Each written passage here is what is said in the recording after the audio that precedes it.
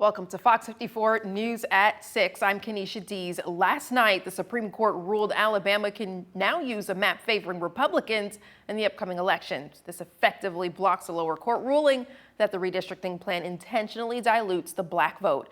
An emergency appeal by Wes Allen was granted by the justices in a 6-3 ruling. Back in 2023, the Supreme Court ruled in Milligan versus Allen that Alabama's proposed congressional map violated the Voting Rights Act by packing black voters into a single district, diluting their voting power. Last month's ruling in Louisiana versus Calais changed everything, calling into question which map can be used in this year's state elections. And just last Friday, a federal appeals court ruled that the state can use its 2021 state Senate map with only one majority black district. Arthur Ago, Director of Strategic Litigation and Advocacy with Southern Poverty Law Center, said in a statement to Fox 54, quote, Alabama's map drawers have always sought to diminish black political power, which the lower court correctly identified as discrimination in multiple decisions. Last night, the U.S. Supreme Court didn't just disregard racial discrimination with this decision, they endorsed it, end quote. Fox 54 also got the opportunity to speak with Alabama Secretary of State Wes Allen on the Supreme Court ruling. What the Supreme Court last night did was, in light of Calais, they lifted the injunction on Alabama and allowed us to use that 6-1 map. So for anybody that thinks their vote's not going to count, that's just not true. June 16th is the date for the primary runoff elections, and August 11th is a special primary election that will not have a runoff for districts 1, 2, 6, and 7 congressional seats. Governor Kay Ivey also called a special primary election for state Senate districts 25 and 26 centered around Montgomery. But according to the voting advocacy group Lift Our Vote, it's caused some confusion for residents across the state who wonder if their vote from May 19th actually counts. Jessica Barker with Lift Our Vote says the runoffs later this month are still on for North Alabama. We're hearing people across the entire state are like, does that mean that our votes from May 19th are thrown out now? And no, that is not the case. It only impacts those 2 special districts that have this special election on August 11th.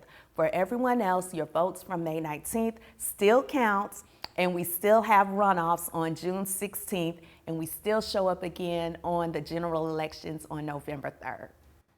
Barker also says it's critical to get out and vote during the runoff elections. Find out who's on that ballot at alabamavotes.gov.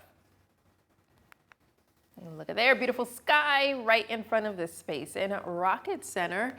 Perfect day to get out, enjoy the warmth. I know I did. Earlier today, I sat outside of our station and sat by the picnic in our parking lot. I'm joined now by Fox 54 Weather Impact Chief Meteorologist Jordan Dressman. I did enjoy the sunshine, Jordan, and the low humidity. I think I'd enjoy the low humidity almost more than the sunshine. I mean, the sunshine is great, yes, especially after all of the rain that we've seen across the Tennessee Valley. But if it was cloudy and still not humid, which is really hard to do, that's almost impossible, I think I'd still enjoy that. The lack of humidity, though, that is the takeaway message here. The lack of humidity has been wonderful. A beautiful evening out over the Parkway, southbound on Memorial Parkway. Plenty of sunshine, no cloud cover, no humidity.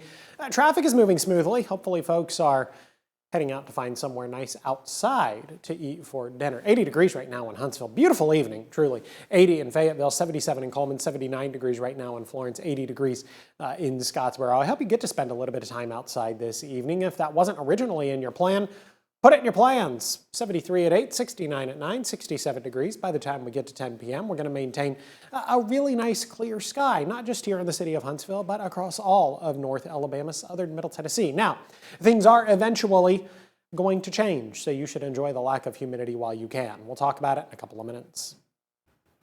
A Limestone County family is picking up the pieces after a house fire destroyed their home this morning. The East Limestone Volunteer Fire Department responded just before 8 a.m. to Bill Walker Road and found the residents covered in flames. Crews set up a water shuttle supply and worked for nearly 2 hours to bring the fire under control. Here's a picture of that scene. The fire put out a little while before 10 a.m. No one was inside the home when the fire started, and no injuries were reported. Alabama's medical cannabis program has reached a major milestone. Cali's Apothecary in Montgomery is now the first dispensary operating in the state. Opening nearly 5 years after lawmakers approved medical cannabis. Patients must be registered with the state and have a recommendation from a certified doctor to buy. No opening dates have been announced for a dispensary planned in Athens.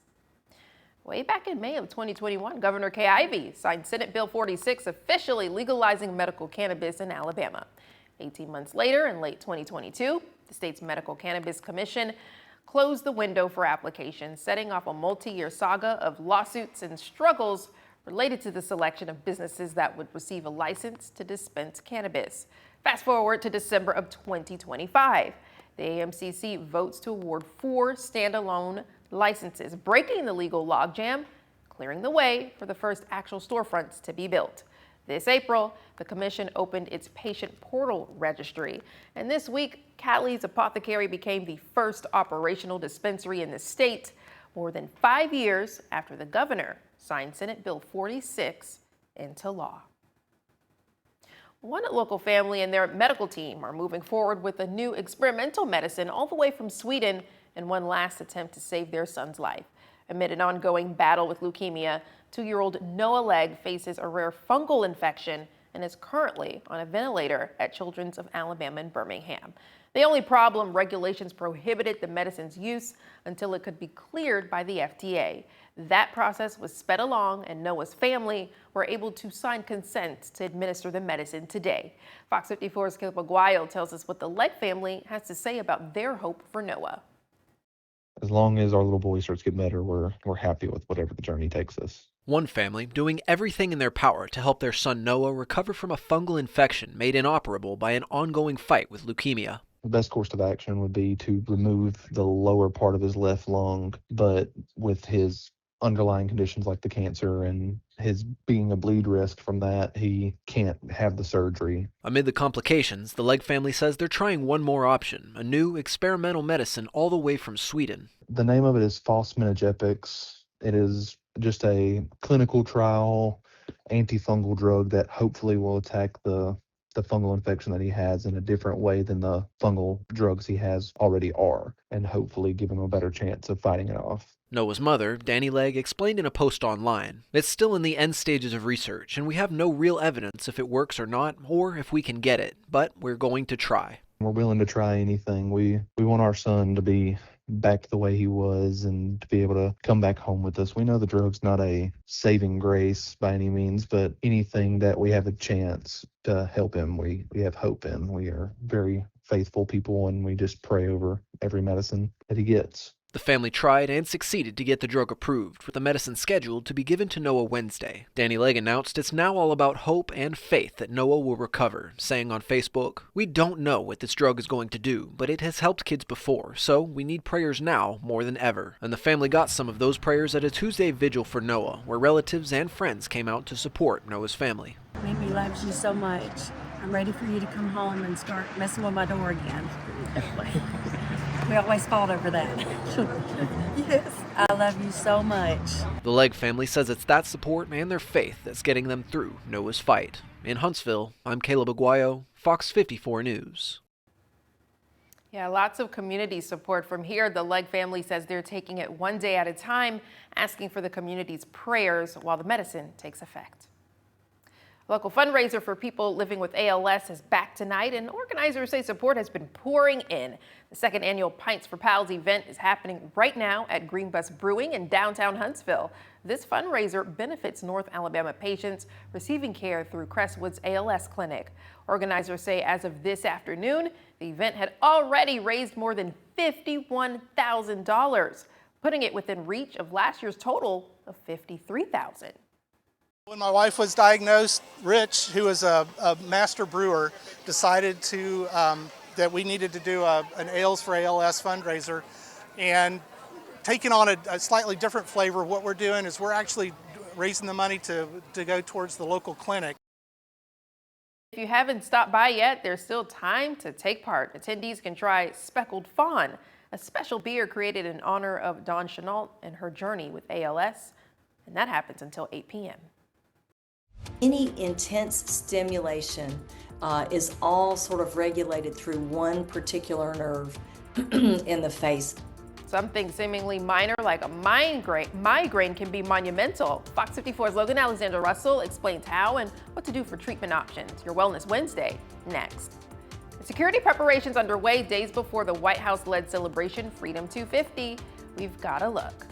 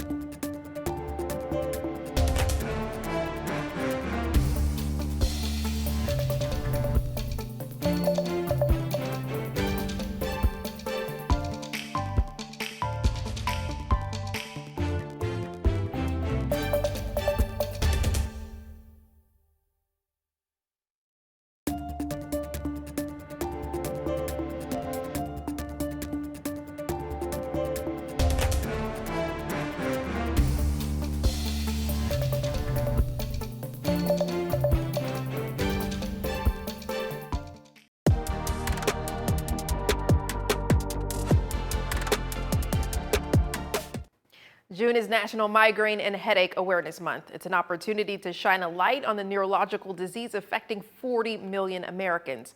For those suffering from migraines, it's more than just a bad headache. It's life-altering. Fox 54's Logan Alexander Russell breaks down what a migraine actually is and new treatment options, bringing relief to millions. It's a debilitating throbbing that millions of Americans, including myself, suffer from each day. A sensitivity to light and sound so severe it can trap you in a dark room for days. But experts say the biggest misconception is that a migraine is just a bad headache, when in reality, it's a complex neurological disease with a wide range of symptoms. A migraine is a very specific kind of headache. Any intense stimulation is all sort of regulated through one particular nerve in the face. Anything that makes you sneeze triggers a nerve. If it's a bright light, it makes you kind of want to squint your eyes. Those symptoms cause people who suffer from migraines and headaches precious time. Migraines are one of the leading causes of disability worldwide, often striking during a person's most productive years. Today, treatment comes in two parts: acute relief to stop a migraine in its tracks, and preventative therapies, including injections, infusions, daily pills, Botox, and acupuncture, all designed to stop them before they even start. Botox is a very directed, specific muscle relaxant.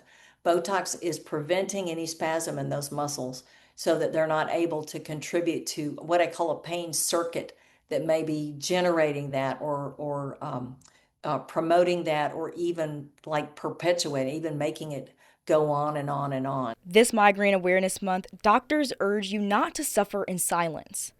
Advocating for your health could be the first step to getting your life back on track.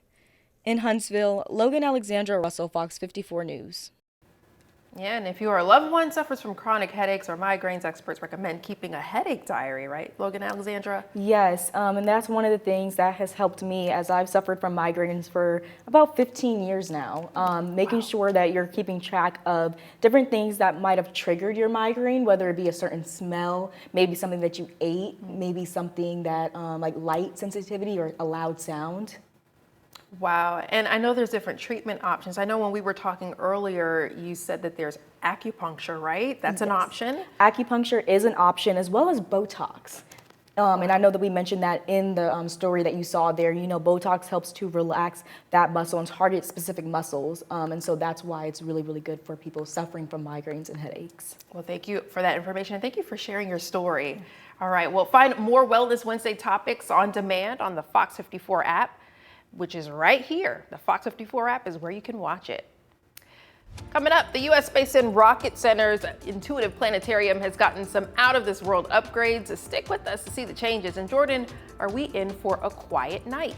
Yeah, it's going to be quiet. It's going to be clear. It is, in general, just going to be a beautiful night across the Tennessee Valley. That beautiful weather is going to continue for at least a couple of more days. We'll talk about it in just a minute. Over County 911, what's the address of your emergency room? Okay, your wife is in a bar. You said she's unresponsive. This is what he's going to tell you. How to get out of that situation. And I grabbed the gun. Trying to find the first place to put a body. No, sir. The only thing they could do was kill him. You want to say anything? We, the jury, and to find the defendant.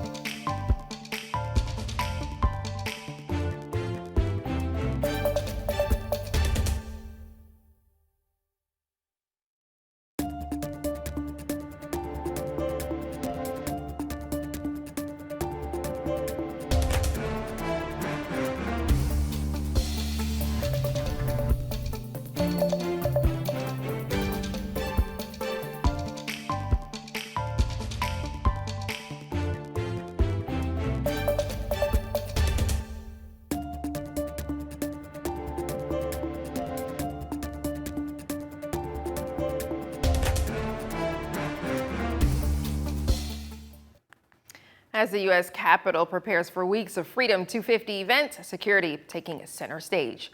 The event, not to be confused with America 250, has federal, state, and local agencies in D.C. who spent months coordinating for massive crowds. And it's expected at everything from sporting events to fireworks displays.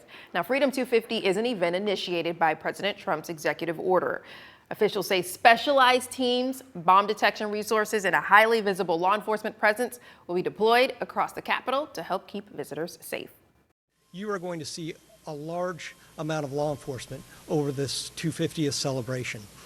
They are there to keep you safe. It comes as no surprise to anyone that D.C. on a normal day is a target-rich environment.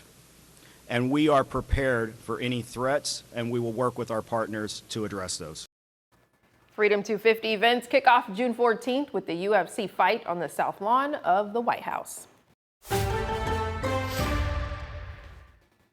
Beautiful day. I probably have said that like umpteenth times, but it really is beautiful. We had low humidity, clear skies, barely any cloud in the sky, and you could see that clearly with Lake Gunnersville. I think it doesn't matter how many times you say it was a beautiful day because you had to go 2 weeks without getting to describe a day even as remotely good. Yeah. So the fact that we went from super crummy to beautiful over the course of about 24 hours, I think it is worth an extra mention. Yes, especially since it was a rainy Memorial Day weekend. Exactly, and I think we're finally making up for that, at least to some degree. I want to start off by continuing to talk about the number of tornado warnings that were issued across the Tennessee Valley so far this spring. There were 3 of them issued during the spring severe weather season. We had one in Madison County and then a couple of others over in northwest Alabama. Compare that to the 59 tornado warnings that were issued across the Tennessee Valley last spring. But this picture can look a whole lot more dramatic if we zoom things out and kind of look at the southeast as a whole. This is every tornado warning that was issued this spring in Alabama, Georgia, Mississippi, and Tennessee. Now, there was one larger severe weather event down across South Mississippi, but that was really about it. Otherwise, we're kind of lacking in the number of polygons, which of course is a good thing, but I want you to compare this image to the next image. This is every tornado warning that was issued in spring of 2025. This just kind of goes to prove what a very interesting spring we had this year in the lack of active severe weather we had, not just across the Tennessee Valley, but across the entire southeast. Let's go back to talking about home. Let's go back to talking about the present day. Dew points. These numbers are amazing. You should enjoy these while you can. It's not very often that dew points are in the low and mid 50s in early June. It feels absolutely amazing outside, and it's going to continue to feel amazing for the next couple of days. Dew points are going to remain somewhat low through Thursday and Friday.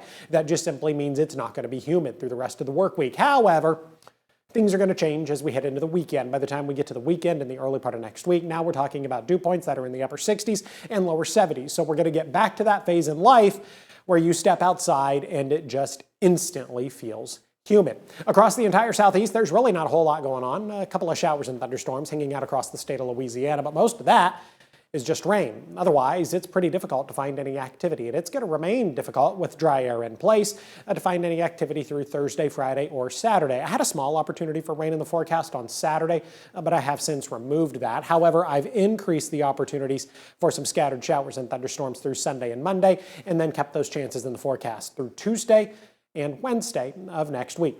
Currently find ourselves sitting in the lower 80s, 82 in Huntsville, 81 in Arab, 81 degrees right now in Coleman. Those were the high temperatures today. These are the current temperatures. 80 in Huntsville, 78 in Arab, 78 in Coleman, 83 degrees right now in Fayetteville, dropping into the upper 50s as we head into the overnight. I've got a low temperature right around 58 degrees. If you didn't mow your lawn today, do it tomorrow. You are going to run out of time, so there is only a finite amount of time left to mow the lawn. 77 at 11 o'clock in the morning, 81 by 2 p.m., and it looks like many of us once again are going to finish the day in the lower 80s. 82 tomorrow afternoon, 84 on Friday, 85 degrees on Saturday. With the increase in rain chances, the more cloud cover, we're going to drop our temperatures a little bit through Sunday, Monday, Tuesday, and Wednesday of next week. All of these numbers remain below average. The average high for this time of year, right around 87 or 88 degrees. The U.S. Space and Rocket Center Planetarium has been down for the past 8 days for a new round of renovations. New seats, an upgraded projection system, and a lobby refresh are some of the changes you can expect to see at the planetarium this summer, with new shows hitting the screen. For Planetarium Director David Weigel, these changes are some that we'll see specifically noticed on the big screen. We're really excited for this latest round of upgrades in the Intuitive Planetarium. We have completely renovated our projectors, and what I mean by that is every single component in the optical path, basically whatever the light touches, has been replaced, including the thing that generates the light. And so this means very, very bright, very, very high contrast, beautiful eye-catching colors. You gotta see it. The planetarium will reopen tomorrow, and Cocktails and Cosmos will return Friday, showcasing Alabama's summer skies.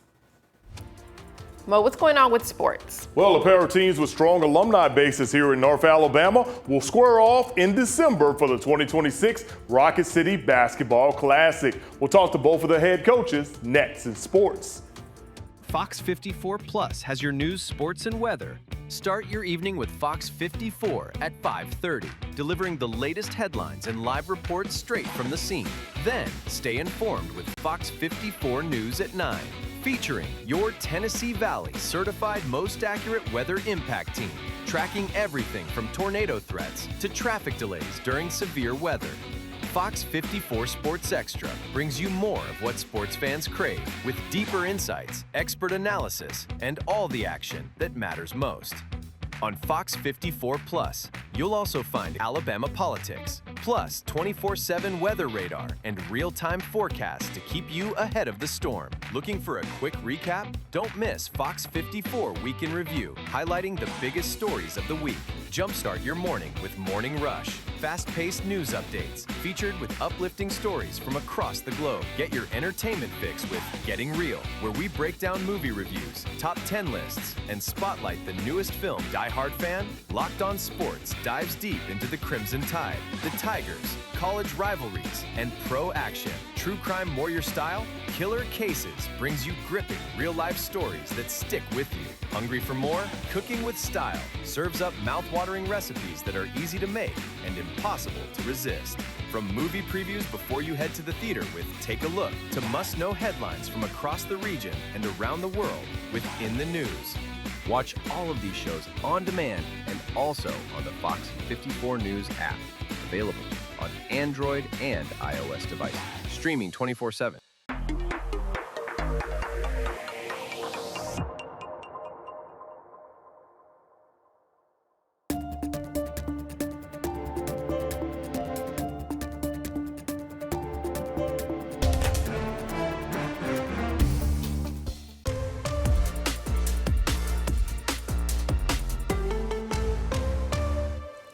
The city of Huntsville continues to be a hot spot for premier college sporting events, especially in basketball. Conference USA will continue to host their conference championship through the end of the decade, and the Rocket City Classic for basketball will continue to be a solid midseason component for the city as well. Today, the Huntsville Sports Commission announcing that Auburn, Middle Tennessee will square off on December the 15th at the Von Braun Center. Head coaches Stephen Pearl and Nick McDevitt were on hand this afternoon to chat about the mid-December contest. Now, the Tigers and Blue Raiders, they're both coming off of winning seasons, and a win in December will help either squad in their net rankings. For us, we try and be strategic about it. So coming to Huntsville, right? We have close to 10,000 alumni here, and we came up here a couple years ago and we had a sold-out arena, and I thought that was really beneficial for us as a program to play a really good Asheville team, and we're going to make another big step in playing a really good MTSU team this year coming up. It's hard for programs like Middle Tennessee and teams in Conference USA to get these kind of opportunities. So again, for the chance to play a program like Auburn, particularly on a neutral site floor, is one that we just couldn't pass up. All right, sticking with basketball, Alabama guard Aiden Holloway is getting a second chance. According to ESPN, Holloway can have his felony drug charges dismissed if he completes a second chance program. The program includes a $1,300 fine, community service, and drug and alcohol screenings on a regular basis. All right, everyone, looking ahead on Fox 54, we're celebrating this year's FIFA World Cup with a Fox 54 World Cup special. Join Gabe Glassman and I on Monday, June the 8th at 5 p.m. It'll be available to watch anytime on the Fox 54 YouTube page and Fox 54 app. Download on your TV and watch for free. And coming up tonight in sports at 9 p.m., we will chat with the captain of the U.S. men's national team and find out how preparation is going for their final friendly. In the meantime, let's go back to Kanisha. Yeah, Mo, coming up on Fox 54 News at 9, a family vacation in Japan has turned into the search for a missing Auburn student. We'll tell you the steps the families have taken to have James Higginbotham return home. Southern Poverty Law Center is under fire as allegations roll in that it purchased Ku Klux Klan garments. We have more on that. And then former Alabama Crimson Tide coach Nick Saban testified on Capitol Hill today in favor of the Protect College Sports Act. We'll take you there, and we'll have all these stories and more on Fox 54 News at 9. A routine, get it? Like routine called? Yes. Had Waco, Mo gets it. Had Waco police chasing another bouncer. A kangaroo named Bingus had Texas police hopping into action this week after escaping from a wildlife rescue. Officers joined handlers in chasing down the repeat escape artist who also broke loose last year. Bingus was safely captured and returned home without any injuries. Okay, and police, of course, shared video of the pursuit online. The kangaroo's latest adventure quickly went viral. So he's a repeat offender. Multiple escape attempts. Indeed. Should have extra charges added for that. I'm just curious about this. We see video of them chasing and chasing and chasing. We don't have the video of him actually getting caught. That's a very valid point. I feel like we have earned the right to get the grand finale. Yeah, because you saw him on the Perp Roo walk going back, but it's like, how did you actually catch that animal? These are the questions we still have. We need answers, Waco. Yeah, with him hopping around. All right, we have more show for you tonight at 9. We'll see you then.